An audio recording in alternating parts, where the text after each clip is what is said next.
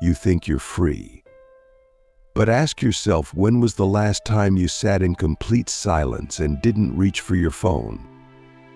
When was the last time you didn't check your notifications the moment you woke up?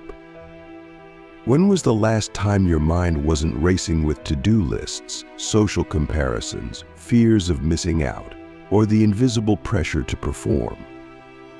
What if the very things we believe are connecting us, our devices, our networks, our constant stream of information, are actually the chains that keep us bound, distracted, and divided? Click subscribe to this channel to get more profound insights. We live in a world where connection is constant. Yet we've never been more anxious, more fragmented, more lost. We scroll endlessly, searching for meaning in pixels, trying to validate our existence one like at a time. But behind every dopamine hit, there's an emptiness we refuse to face. What are we escaping from? Ourselves. And this is the heart of the illusion. We confuse stimulation for freedom. But stimulation is not freedom. If anything, it's a form of psychological slavery. Jean-Jacques Rousseau once said, "Man is born free, and everywhere he is in chains." Today, those chains are invisible. They hum in our pockets, light up our screens, and whisper lies into our minds. They tell us we need more followers, more success, more information, more validation. But the more we consume, the less we feel. The more we connect digitally, the more we disconnect from our own inner world. We become strangers to ourselves, addicted to noise, terrified of silence. But here's the paradox: true freedom begins in disconnection. Not from others, but from the matrix of distractions that hijack our attention and numb our awareness. Disconnection is not withdrawal from life, it's a return to it. It's what the mystics, the monks, the deep thinkers throughout history have always known. To hear the voice of the soul, you must turn down the volume of the world. Silence is not emptiness. It's where presence begins. We've been taught that freedom means having choices. But that's not enough. A prisoner can choose between 2 meals and still be locked in a cell. Real freedom is not just the ability to choose, but the ability to choose consciously. And you cannot choose consciously if your mind is constantly being hijacked. If your attention is fragmented, your will is compromised. If your identity is shaped by algorithms, your soul is asleep. The great psychologist Carl Jung said, "People will do anything, no matter how absurd, to avoid facing their own soul." And that's exactly what we do. We fill every gap with noise. We fear boredom because it brings us face to face with the self we've abandoned. But boredom is a doorway. It's the space where insight begins. Disconnection is not an escape, it is a confrontation. It is the sacred space where truth reveals itself. So let's go deeper. Why do we resist disconnection so much? Because disconnection removes our distractions. And without distractions, we meet our shadows. We meet our insecurities, our guilt, our unresolved grief, our existential dread. We meet the questions we've buried. Who am I really? Why am I here? What is the purpose of all this? These are not questions that can be Googled. They are questions that must be lived. This is where the true psychological journey begins. Not in accumulation, but in subtraction. Not in adding more to your life, but in removing what doesn't belong. Disconnection is a sacred act of rebellion. It is saying, I will no longer allow my mind to be colonized.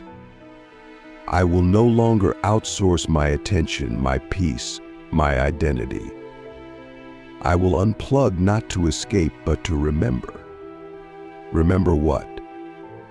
That you are not your thoughts, that you are not your notifications, that you are not your productivity, that you are not your past, not your followers, not your brand. Beneath all of that is something untouched and eternal.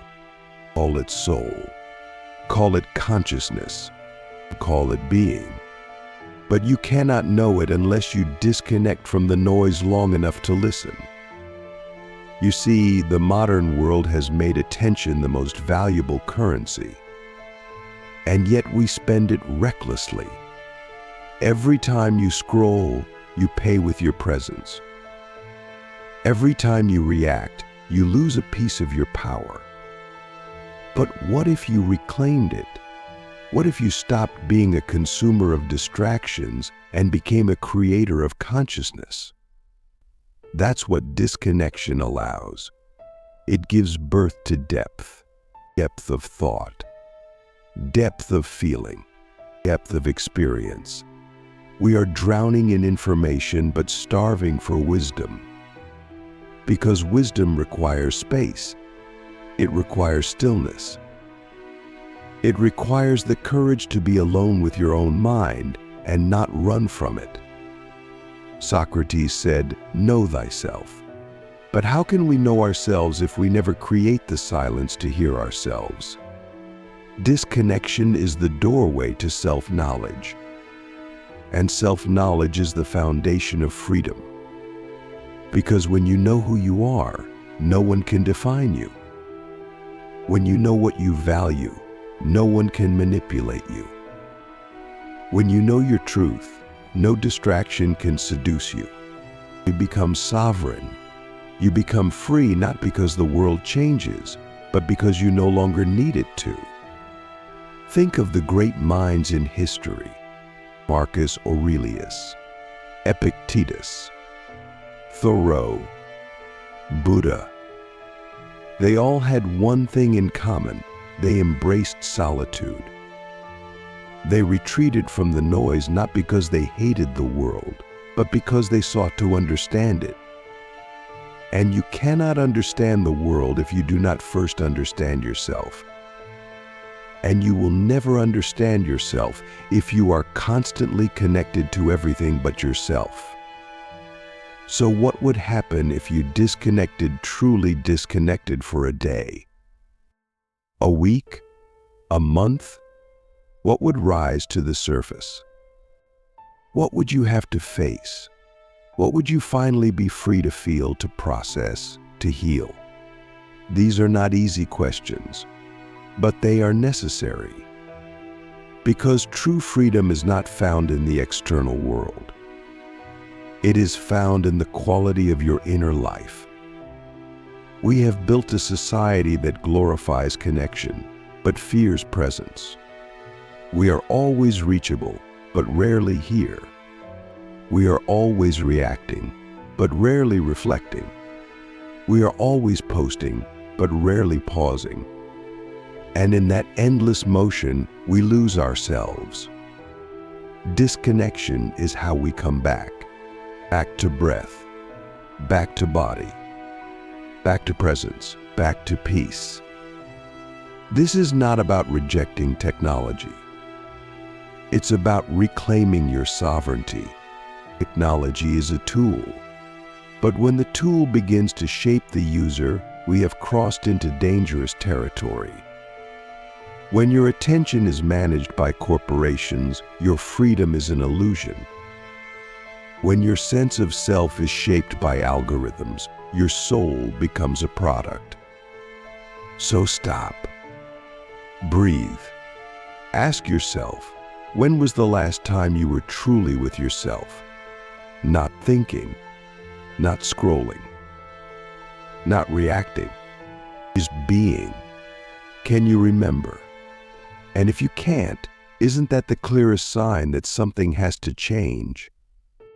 We continue this journey not for entertainment, but for awakening. Because once the seed of awareness is planted, it begins to grow in silence. And silence is precisely what the modern world fears. But you are different. You are still here because something inside you knows that freedom is more than the ability to do what you want. It is the ability to be who you truly are without needing the world to validate it. And that kind of freedom begins only when you disconnect. Let's go deeper. What happens when we disconnect from the external noise? We begin to hear the internal noise. The thoughts we've been avoiding, the emotions we've been suppressing, the memories we've buried, the fears we've labeled as distractions. This is the first shock of solitude. It doesn't feel peaceful at first. It feels chaotic. But that chaos is not the enemy. It is the clutter of your unconscious rising to the surface. Carl Jung said, "Until you make the unconscious conscious, it will direct your life and you will call it fate." Most people live reactive lives, not because they lack intelligence, but because they've never paused long enough to witness the forces that drive them. They stay connected to the world because it gives them a false sense of control, a false sense of identity, and a false sense of safety. But real control comes from awareness. Real identity comes from essence. Real safety comes from inner alignment. So you begin the practice of disconnection, not as an act of rebellion, but as an act of remembrance. You begin to create space, physical, mental, emotional. You step away from social media, not because it's evil, but because it's loud. You step away from constant messaging, not because you don't care, but because you do. You care about your mind, your heart, your soul, and they need space to breathe. As the silence deepens, something strange begins to happen. You start to notice things. The sound of your own breath, and the tension in your chest, the way your thoughts loop around the same insecurities. You begin to see the matrix not out there, but in you. And this is where the real work begins.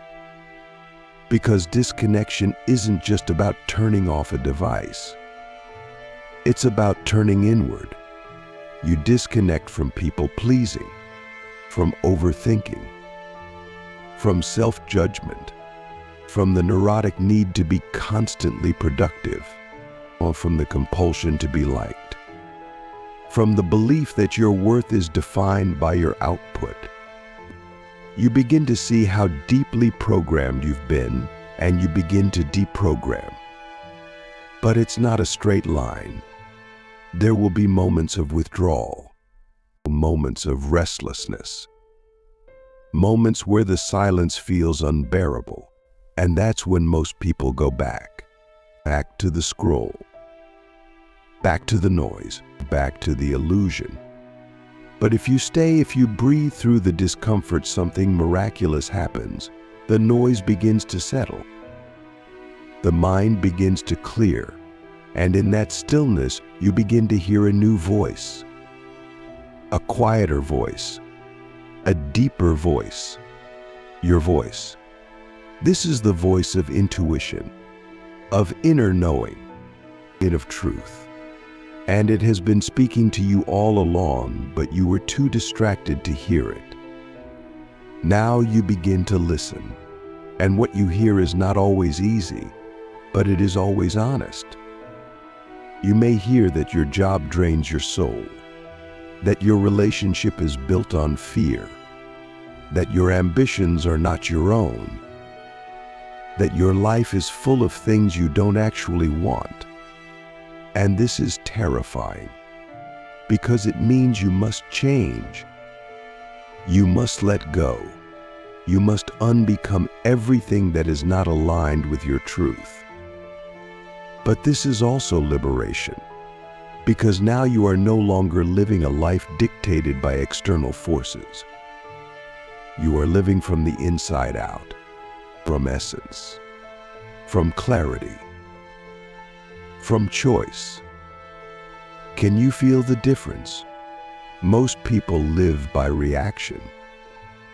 You begin to live by response.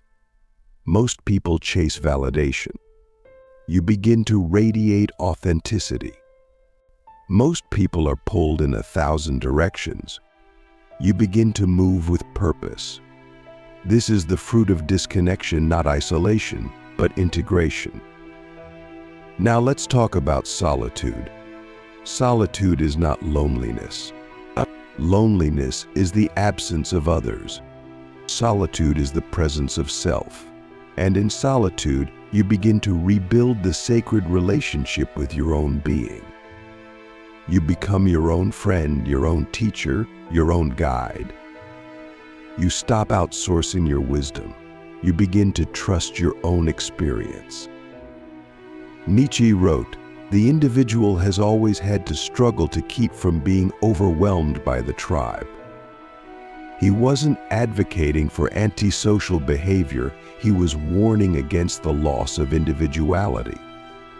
The tribe wants you to conform, to obey, to fit in. But your soul wants you to express, to create, to evolve. And these two forces are often at war. Disconnection gives you the space to hear your own soul and to choose it over the noise of the tribe. So what does this look like in practice? It means creating intentional silence. It means digital detox not as a trend, but as a way of reclaiming your mind. It means journaling your thoughts so you can see them clearly. It means walking without headphones, eating without a screen, sitting in nature with nothing but your breath. It means turning off the world so you can tune in.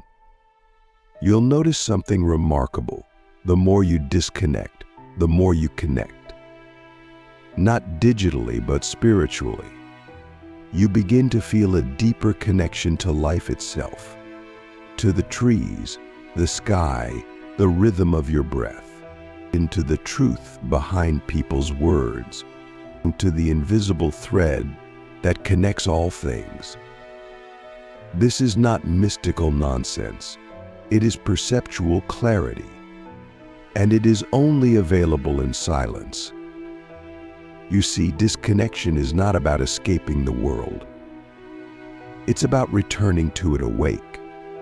When you come back from solitude, you bring with you new eyes. You see through the illusions. You hear what others cannot. You feel the energy behind words. You move differently. You speak less, but with more power. You act less, but with more impact. You become a presence, a force, a signal in a world of noise. But the final gift of disconnection is perhaps the most profound.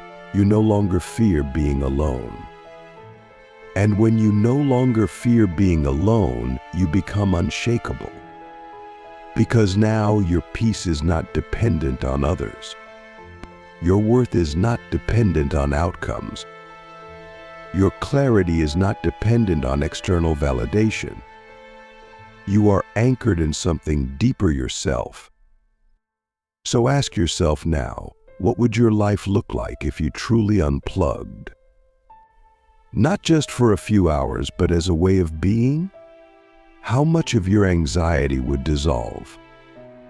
How much of your creativity would return? How many of your relationships would shift? What would you finally be able to see? And most importantly, who would you finally be able to become? You're still here. That means you felt it, that pull towards something deeper, something quieter, something real. Not the kind of reality defined by headlines, apps, or trending topics, but the reality that begins the moment you disconnect. You've already begun the journey back to yourself. And now, in this final stretch, we go all the way in. Because this is not just about disconnection from devices, it's disconnection from illusion, from ego, from the false self we've been conditioned to protect and perform. Let's be honest, most people are terrified to disconnect because they've built their identity on what they're connected to. Their job, their followers, their relationship status, their political tribe, their reputation. These become psychological lifelines, and disconnection feels like death. But that's the point. True freedom requires a kind of death, the death of the false self. The death of the narrative you tell yourself to feel safe. The death of the mask. But what dies is not you. What dies is the noise that keeps you from knowing who you truly are beneath all the programming. And what's left is something extraordinary: awareness. Your unfiltered awareness. The kind that doesn't need to prove or perform. It just is. And in that isness, there is power. There is peace. There is freedom. Thoreau once said, "A man is rich in proportion to the number of things he can afford to let alone." That's not poverty, that's sovereignty. That's the richness of someone who no longer needs the world to reflect their value back to them. Someone who can let go, not because they're indifferent, but because they're full. You begin to see that freedom isn't found in grasping, it's found in release. So what does release look like? It's subtle. You feel it when you stop checking your phone first thing in the morning. When you take a walk without needing to share it.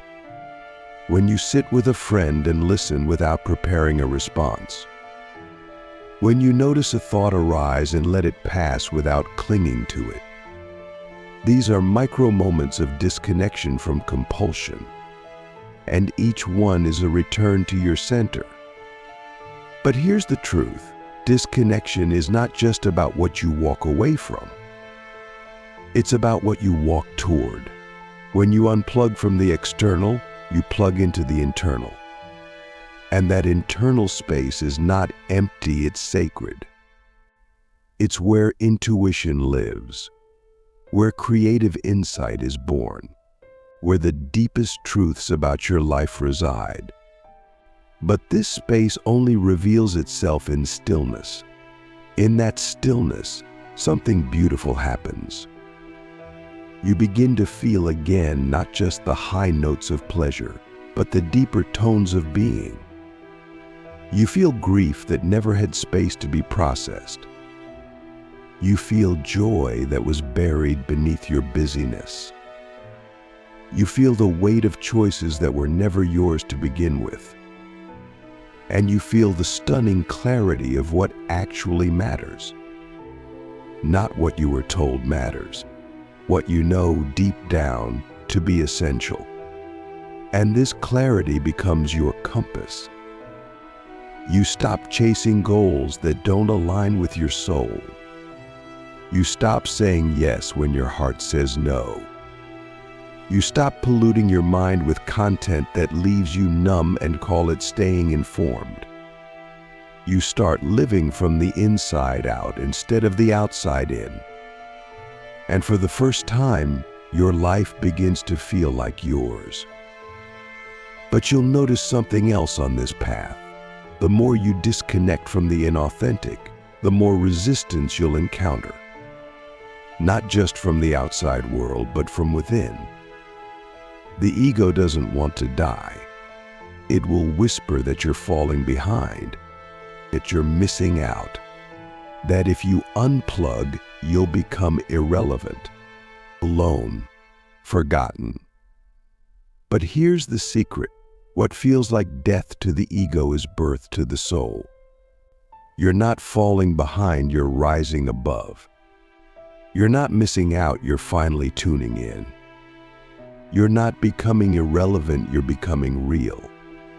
And the world doesn't need more noise. It needs more real, more presence, more groundedness, more people who have reclaimed their attention, their truth, their essence. Think about it. Every truly free person you've ever admired, whether it's a philosopher, an artist, a spiritual teacher, had one thing in common. They could be alone. They could hear themselves think. They were not afraid to go against the current. And they created from a place of inner authority, not external permission. You can become that person, but only if you disconnect from everything that keeps you small. So here's the challenge. Disconnect not just for a moment, but as a practice. Make it part of your rhythm. Create sacred boundaries around your attention. And guard your time like it's your soul, because it is. Choose solitude not as a retreat, but as a meeting place. A place where you come face to face with the most important person in your life, you. And in that space, ask yourself the questions that will shape your future. What am I holding on to that no longer serves me? What part of me have I abandoned to belong to a world that doesn't even know who I am? What would it mean to live a life that is not a reaction, but a revelation? These are not questions that require immediate answers. They are doorways. Each time you return to stillness, you walk a little further through them. And one day you realize you are no longer searching for freedom. You are living it. Because freedom is not a destination. It's a state of being. It's when you can sit in silence and feel whole. When you can be unseen and still know your worth. When you can give without needing to be repaid. When you can live without needing to be watched. That is the freedom the world can never give you, because it was never the world's to give. It has always been within you. So we end where we began, with a choice. The world will always offer you connection at the cost of consciousness. Will you take it? Or will you choose the quieter path? The one that leads inward. The one that demands solitude but gives you back your soul. Ask yourself, right now, with every ounce of honesty, what would happen if you stopped performing and started being? And are you willing to find out? Because that is where true freedom lives. In the quiet, in the stillness, in the presence of your own undistracted awareness. Disconnect, not to escape life, but to finally enter it.